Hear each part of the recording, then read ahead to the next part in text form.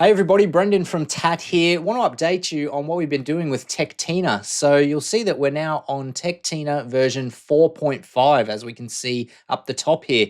This is our biggest change that we've made so far. So Tina has really advanced coming into 2026, over 110,000 lines of code now. And I want to show some of the users that may have been using her previously to make sure you're getting all the features out of it. So one of the exciting ones is the ability to upload images and documents. So if we come down to this little file here, we can add things in. So in this case, I'm going to add in this Mazda 6 test drive scan data so you can see what it's looking at. This is just off a snap-on scan tool. This is a screenshot in the ShopStream software, and we're just going to upload that in there. And then we're going to give her the prompt. So I've told her that we've uploaded test drive data for an IE loop capacitor system on a Mazda 6. The car's setting a P1794. Can you determine anything from the data? So we'll let her go with that, and we'll mention a few other things. We've got Rate Tina up there, so thank you for the people that are jumping in there and giving us any suggestions, whether they be good or bad. It is all helpful, so we can use that.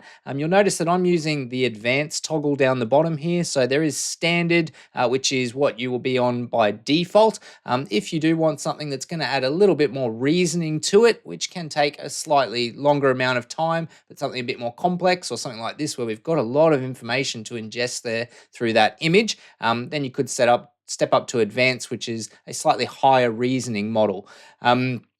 Other things to note while she goes through here, so you'll see that I have a grayed out conversation history at the moment. That will turn green once this prompt has finished going on, and that shows that we've now got a history there. So if you did want to see the history of the conversation, you could click into there and go back, and that would show all of the conversation that we've got there. That's important to know because that means that if I start talking about a Subaru now, she's still going to be thinking about the Mazda. So we can clear that memory out by going to clear conversation if we wanted. You'll notice that we have a print button here. So if you wanted a way to get this out of here without having a copy, paste or whatnot, we can click on the print button. You can save that as a PDF. A nice novel use I've seen is you could save that as a PDF, and if you're coming back to this, well, you could load that PDF back into the conversation. If you've been talking to Tina about a bunch of other stuff, come in here, clear the conversation, load in the one from a couple of days ago because you saved a PDF, and you'll be right back to where you started.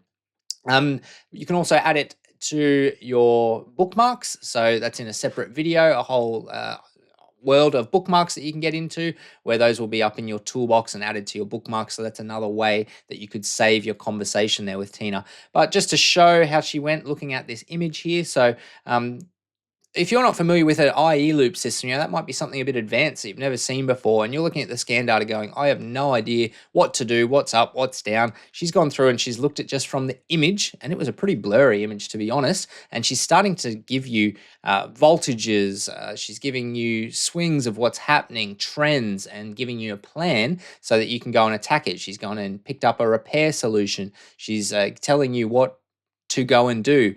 We've also advanced her in a lot of our other databases, so she will quite often pick up magazine articles, direct you to training courses, all kinds of things. So a lot of advancements been made to Tina there. Of course, remember, you can use the voice prompt there as well. And just to show you another one, so I've got a Toyota here. So if we were to load in something, another complex one. This is a RAV4 with freeze frame data. I'll put the prompt in and then I'll show you what she's looking at. So the prompt for this one is RAV4 hybrid. It won't ready up. It's setting this fault code. The freeze frame data is attached. Can you gather anything from it or any common fault codes? So what she's looking at there, if I bring up the document for you, this is off the Toyota tech stream, and this is the freeze frame data for that fault code. So while there's a lot of information there, this is as easy as pressing the save button on your scan tool, and you've now got this PDF in Toyota fashion of the 5 different states of freeze frame.